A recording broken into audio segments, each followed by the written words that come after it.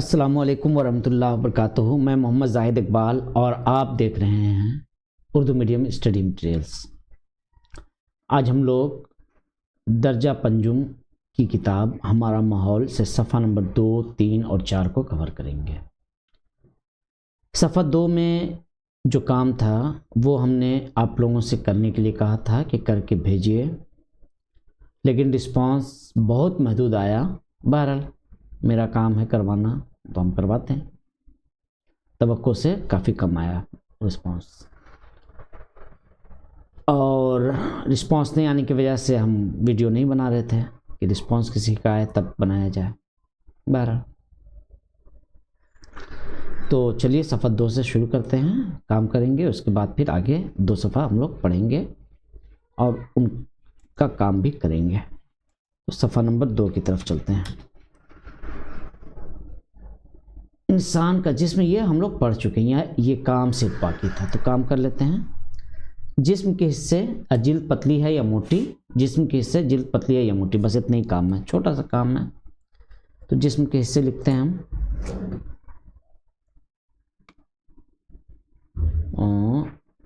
Ji, pen tool on.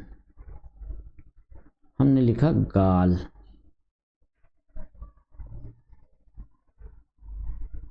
हथेली,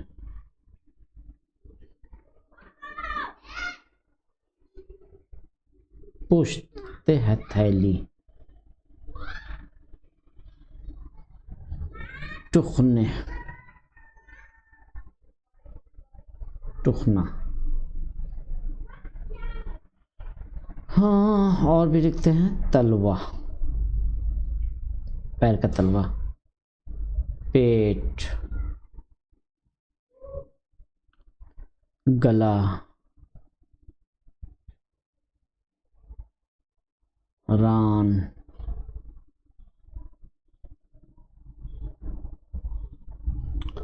अच्छा।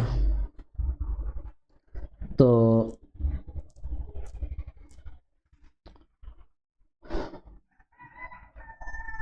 गाल,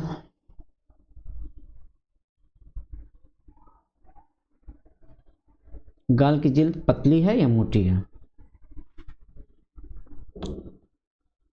मोटी, निस्बतन पतली है, तो इसको हम लोग पतली ही लिखते हैं। हथेली मोटी, हथेली से मुराद ये हिस्सा जो नज़र आ रहा है, ठीक है, ये हुआ हथेली। इसकी जिल्द मोटी होती है काम करने की वजह से, ज़्यादा इस्तेमाल में आने की वजह से। पुश्त हथेली पतली। पुश्त हथेली क्या हुआ? पुश्त हथेली का मतलब ये हिस्सा, पीछे का हिस्सा, पीछे का हिस्सा इस हिस्से के बनिस्बत पतला होता है, चमड़ा, ठीक है। चलिए आगे चलते हैं। टुखना, टुखना ऊपर की तरफ का हिस्सा जो है वो निस्बतन ज़्यादा मोटा होता है, और पीछे की तरफ जिधर मुड़ रहा पैर, वो हिस्सा अगर देखिएगा आप, वहाँ की जिल्द पतली होती है। तो टुखना यहाँ पर मोटी जिल्द होती है। एक मिनट, पेन टूल चेंज करना है। हाँ, पेन टूल, मोटी।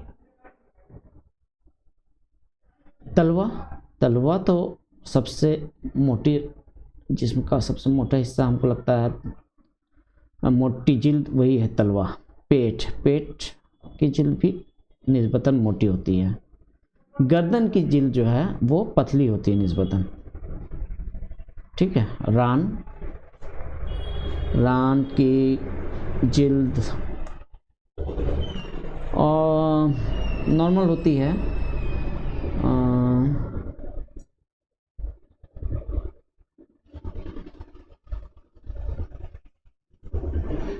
मोटी पतली, मोटी पतली। रान की जिल्द कैसी होती है आप लोग तय कीजिए, मोटी होती है या पतली होती है?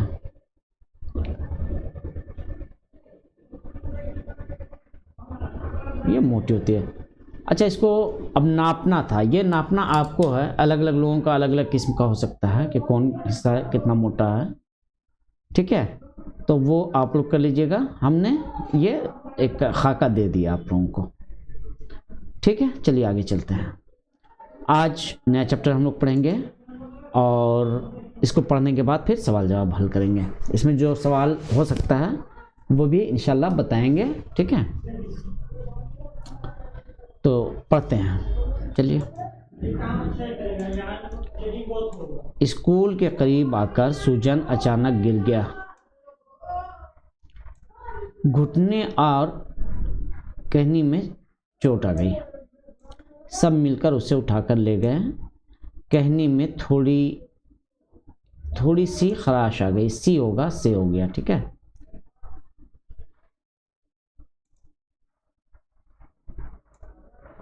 ये जो है ये सी होना चाहिए था।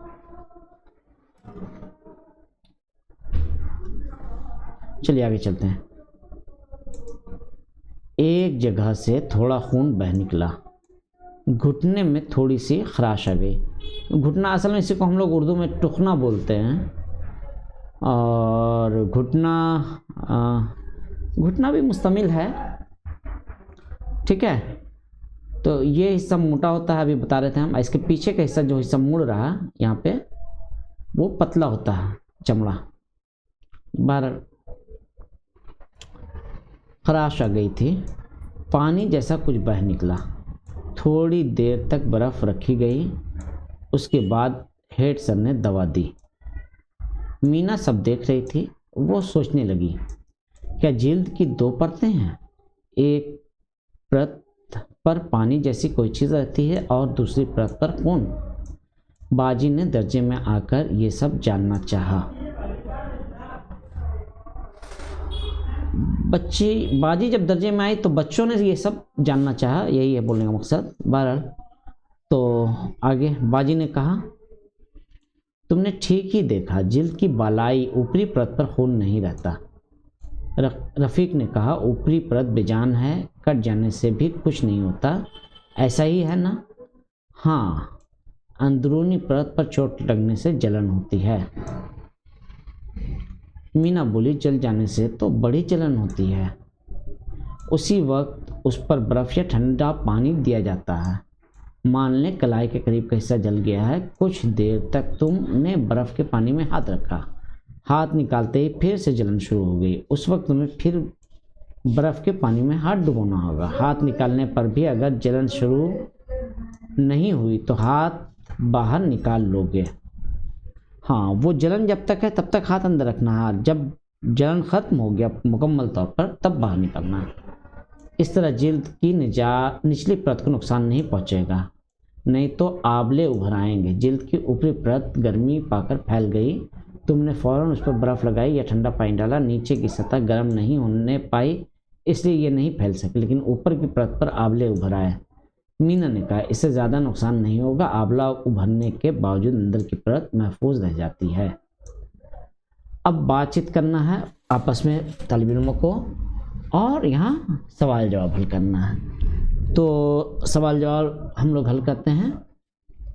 इससे पहले कभी किसी को चोट लगी थी, ऐसा सोचते हुए लिखो। किस हिस्से में चोट लगी, जख्मी किस तरह से हुए, क्या किया था, अगर फिर हुआ तो क्या करोगे, ये सब बातें हैं। तो चलिए, तो पहले हिस्से में हम लिखते हैं उंगली।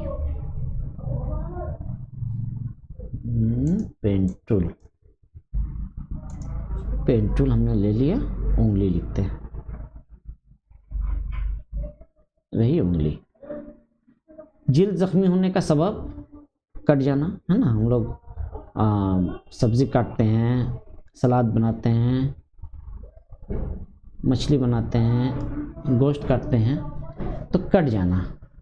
उस वक्त तुमने क्या किया था? पानी से हाथ धोकर दवा लगाया। अब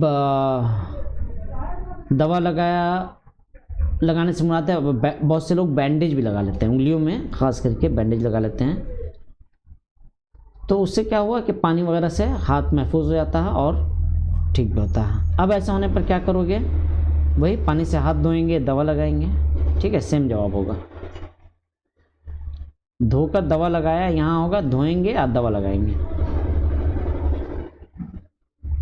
चलिए लिख ही देते हैं, हाथ धोएंगे,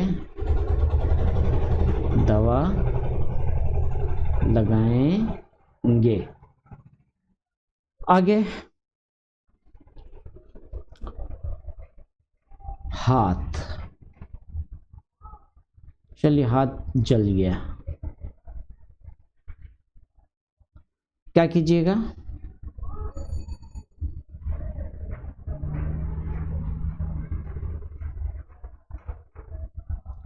ठंडे पानी या बर्फ में हाथ भिगोना और क्या करना, दवा लगाना। ये दो काम। अभी भी यहाँ ऐसा होने पर आइंदा क्या कीजिएगा, वही कीजिएगा जो वहाँ है, ठीक है। चलिए आगे टूकना। टूकने में बच्चों को बहुत चोट लगती है, बच्चे गिरते रहते हैं, ठोकर खाना वजह है। टूकना में ठोकर खाना, क्या कीजिएगा,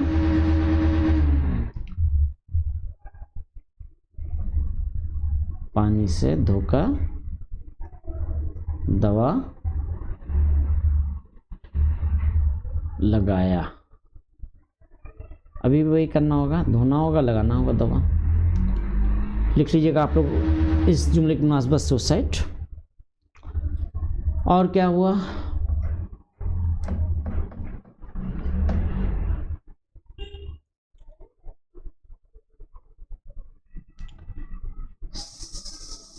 सर फट गया,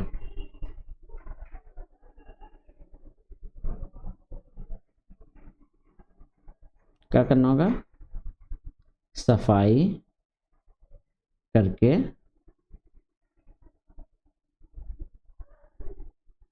पट्टी बांधनी होगी, डॉक्टर या अस्पताल जाना होगा।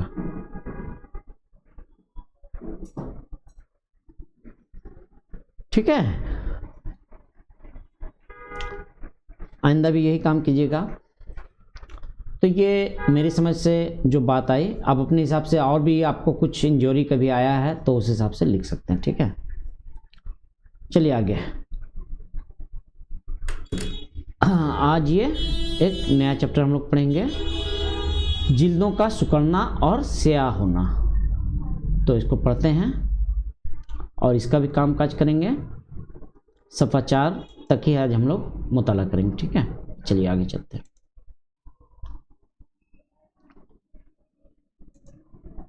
स्कूल के एक प्रोग्राम में साबिक सर आए थे। ऐसा अक्सर होता है हमारे यहाँ क्या हर स्कूल में रिटायर्ड टीचर आ गए, रिटायर्ड टीचर आ गए, ठीक है। मुख्तलिफ तरह के प्रोग्राम में आते रहते हैं वो लोग, है ना। तो आगे तो क्या हुआ, उम्र दराज इंसान है, जाहिर सी बात है, रिटायरमेंट 60 साल के बाद हुई है तो वो उम्र दराज हैं। पिनाकी ने उन्हें देखा, उनके चेहरे की जिल्द पर सिकुड़ने के निशानात नहीं थे, सर की जिल्द पर स्लोटें हैं। मतलब बहुत ज़बरदस्त निशान है, सूखा हुआ स्लॉट है, ठीक है। चलिए आगे चलते हैं। मतलब जिल्द जो है वो लगभग सूख सी गई है, ठीक है। आगे चलते हैं। दूसरे दिन दर्जे में उसने इसका सबब जानना चाहा। सर ने समझाया, बदन बढ़ने से जिल्द फैलती है, मोटा होने से भी ऐसा ही होता है। दुबला होने से जिल्द उतनी नहीं सिकुड़ती, उस वक्त जिल्द पर स्लोटें पड़ जाती हैं। हेड सर का भी ऐसा ही हुआ है, ठीक है। आगे बात समझ में, चलिए आगे चलते हैं। रियाज ने पूछा, अच्छा सर, जिल्द का रंग इलादा क्यों होता है? मिलालिन नामी एक चीज़ से जिल्द का रंग स्याह हो जाता है। मिलालिन बीमारी से बचाती भी है। इसका मतलब ये हुआ कि स्याह जिल्द बीमारी के खिलाफ ज़्यादा लड़ सकती है। ऐसा ही है, धूप इंसानी जिस्म में मिलालिन तैयार करने में मदद करती है। अंग्रेज़ लोग तो बड़े गोरे होते हैं, उनकी जिल्द में क्या मिलालिन तैयार नहीं होती? होती है, लेकिन कम। इसलिए मौका मिलते ही वो लोग गर्म मुल्कों में चले जाते हैं। मीना बोली, मेरे बड़े चाचा का रंग काला है, लेकिन इस वक्त कई जगहों पर जिल्द सफ़ेद हो गई है। उन जगहों पर मिलालिन तैयार नहीं होती है। विटामिन की कमी और बीमारी से ऐसा होता है। इसका मतलब ये हुआ कि जिस्म में धूप लगना चाहिए।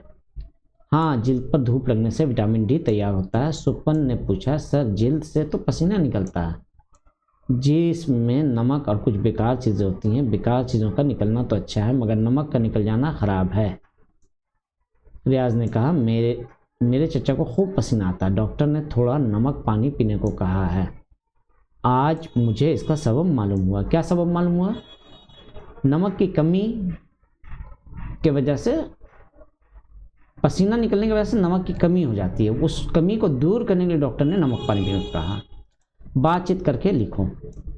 जिल्द की बीमारियों के बारे में आपस में गुफ्तगू करो। ज़रूरत पड़ने पर उस्ताज़ा की मदद लो। उसके बाद लिखो। जिस्म के हिस्से, जिल्द की कौन कौन सी बीमारियां होती हैं, उसकी पहचान, उस बीमारी में तुमने क्या किया था या करोगे। चलिए देखते हैं कि किस किस बीमारी में क्या हम लोग कर सकते हैं। इसको अपने तौर पर लिखना है। चलिए,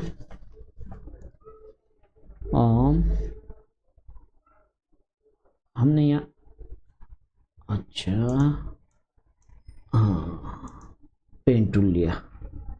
एक तो जिस्म के अमूमी जिल्द की बात कर लेते हैं। क्या होता है? सफ़ेद हो जाता है।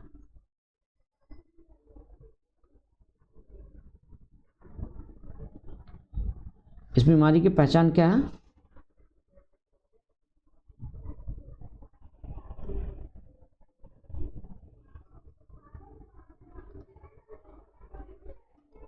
इस बीमारी में क्या करेंगे? जाहिर सी बात है, बीमारी है तो डॉक्टर को दिखाएंगे, इलाज करवाएंगे, है ना। चलिए आगे। चेहरा,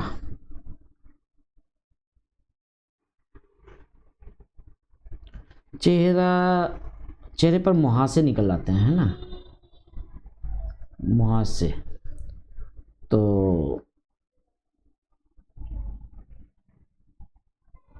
फोड़े की तरह नजर आते हैं। ये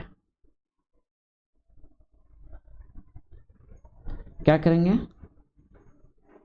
डॉक्टर को दिखाएंगे, दवा लगाएंगे। आगे, पाँव। पाँव में क्या होता है? पाँव में अक्सर बहुत से लोगों को खुजली की बीमारी हो जाती है।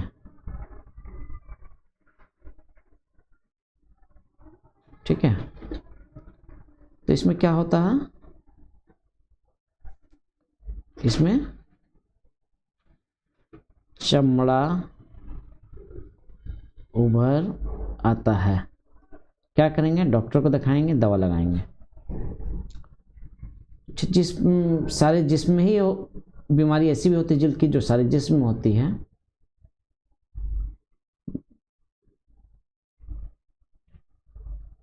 जैसे कोढ़ की बीमारी, जज़ाम। जज़ाम मतलब कोढ़। इसमें क्या होता है? सफ़ेद धब्बा रहता है और इस हिस्से में एहसास कम होता है। क्या करेंगे? डॉक्टर को दिखाएंगे, दवा लगाएंगे। ठीक है, तो इस तरह हम लोगों ने इस चैप्टर को कंप्लीट किया। हफ्ते में इंशाल्लाह 2 दिन EVS करवाएंगे। सिलेबस बहुत तेज़ी से आगे जाना चाहिए और हम लोग बहुत पीछे हैं। तो इंशाअल्लाह तवक्को है कि जल्द ही हम लोग तेज़ी से आगे बढ़ेंगे। तब तक के लिए दीजिए इजाज़त, फिर मिलते हैं नई वीडियो में। अल्लाह हाफिज़।